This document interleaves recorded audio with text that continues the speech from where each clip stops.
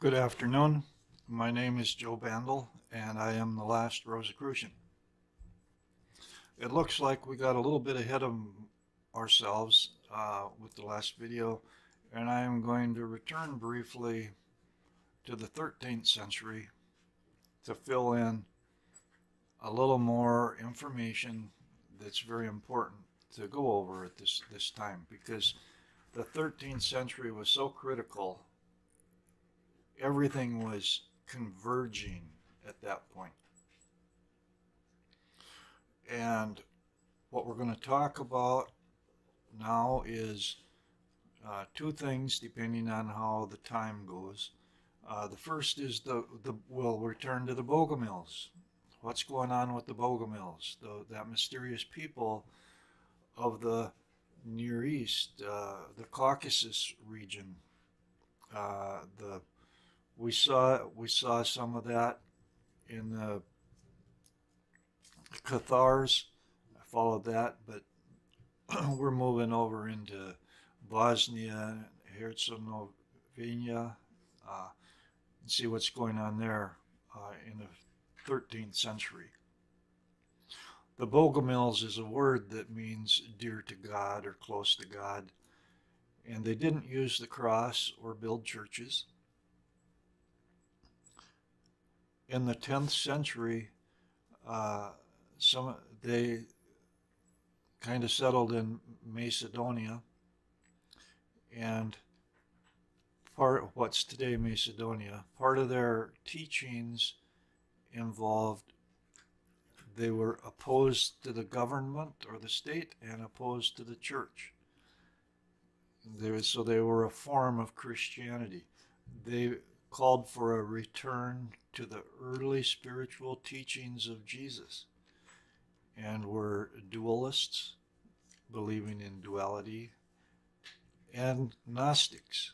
And I have mentioned, I believe that the whole concept of organic Gnosticism came from these people, that these people carried on the tradition of organic Gnosticism.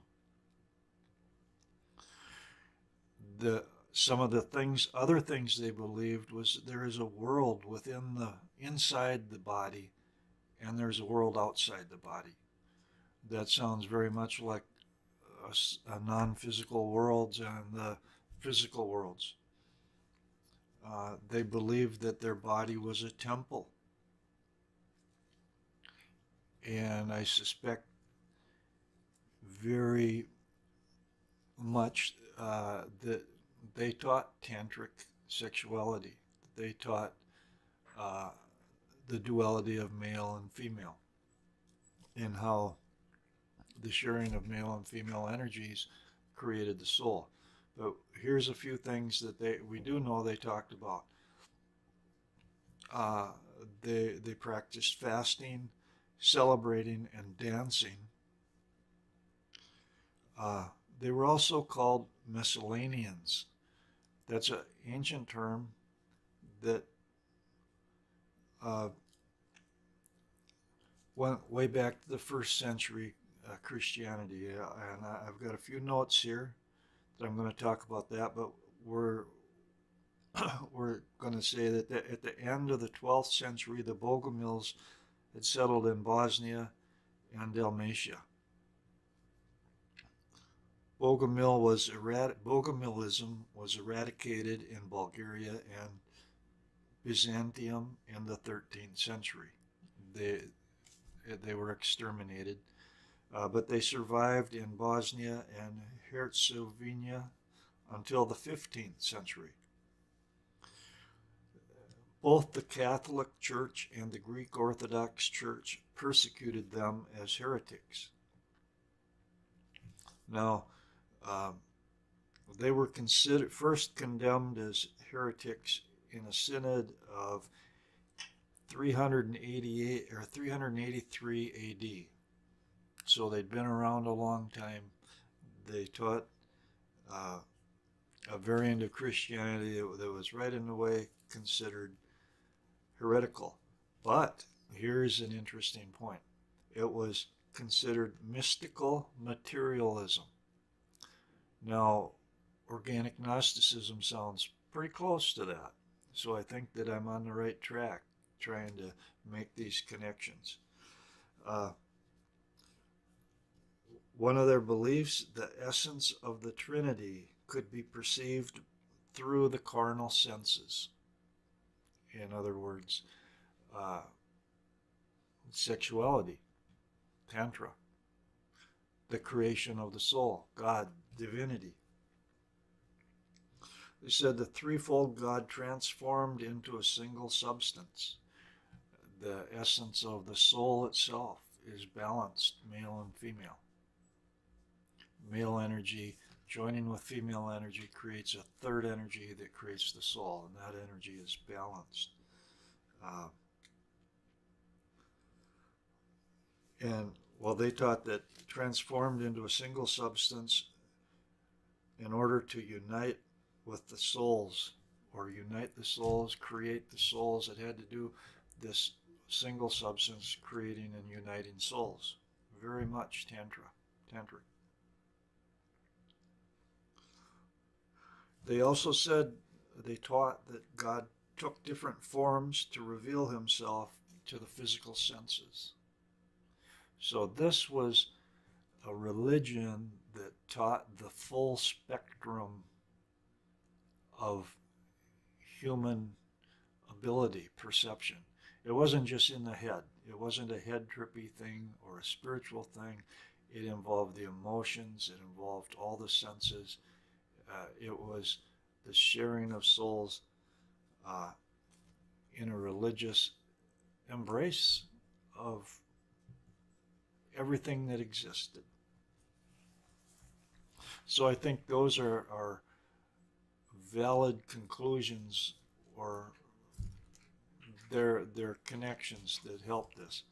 Now, they further said only such sensible revelations of God, things that could be perceived through the senses, conferred perfection upon the Christian. In other words, it couldn't just be in your head.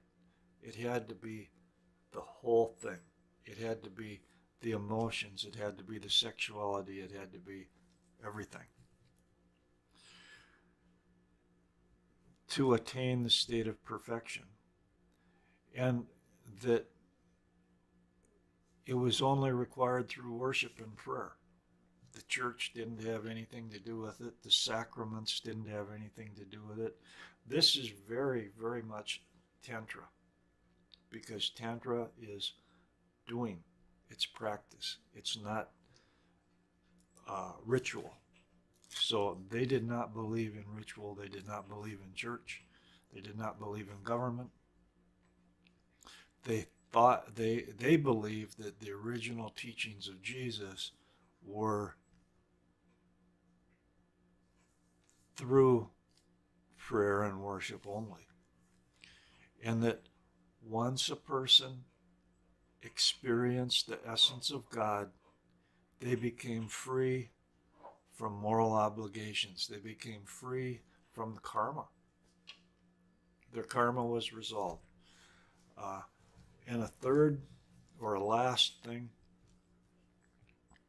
that kind of identifies these people as the carriers of organic mysticism or organic Gnosticism is that they had both male and female teachers.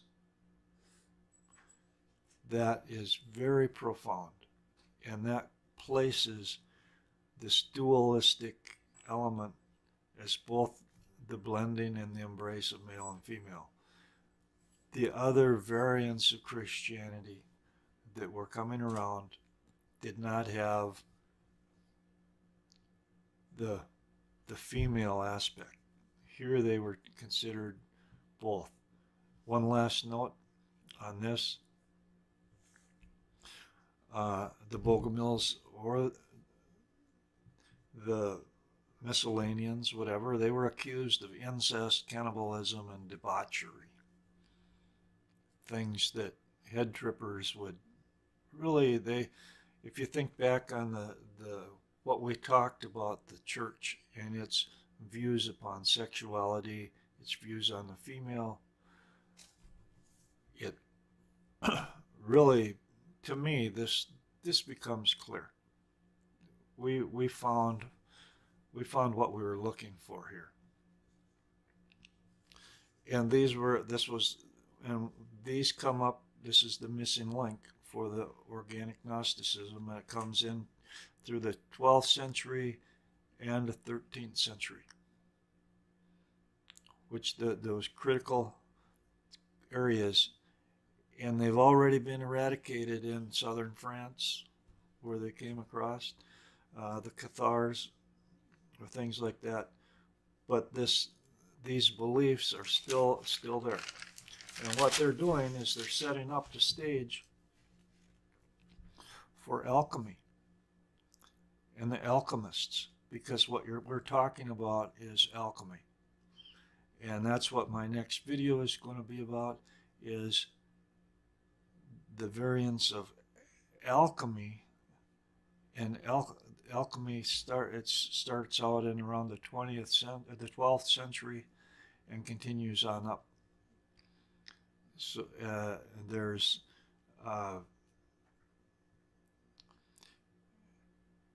Chinese alchemy, Indian alchemy, and Western alchemy, which Western alchemy went from Greco-Roman alchemy to the Islamic version into medieval Europe and appeared as the Philosopher's Stone.